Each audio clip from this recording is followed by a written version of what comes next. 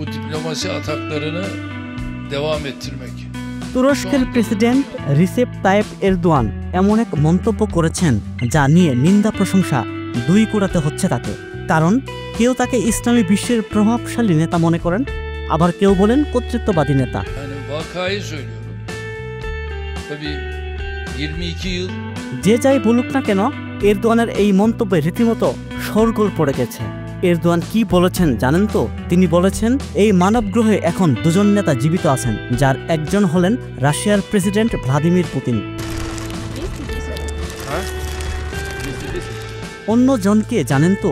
হ্যাঁ, এরদোয়ান বলছেন সেই দ্বিতীয় ব্যক্তি তিনি নিজেই।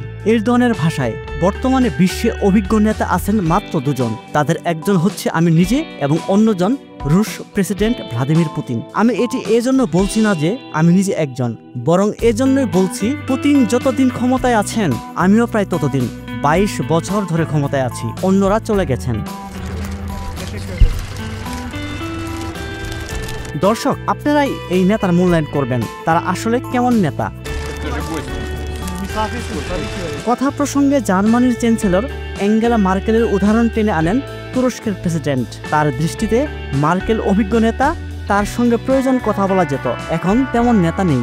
bütün bunlarla birlikte de এসব কথার ফাঁকে এরদোয়ান জোর দিয়েছেন রাজনীতিতে সংলাপ অব্যাহত রাখার ওপর। তার ভাষায় চ্যান্সেলর অ্যাঙ্গেলা মার্কেলের পদত্যাগের পর জার্মানিতে রাজনীতিও শেষ হয়ে গেছে। ben olduğum için söylemiyorum. Yani vakayı söylüyorum.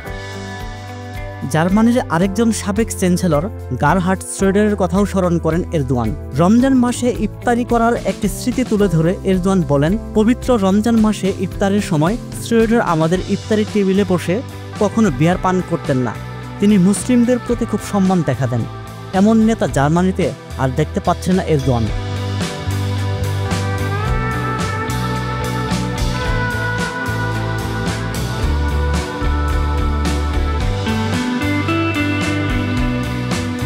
Million offer Walton fridge কিনে পেতে পারেন 20 লক্ষ টাকা, রয়েছে কোটি কোটি টাকার নিশ্চিত উপহার।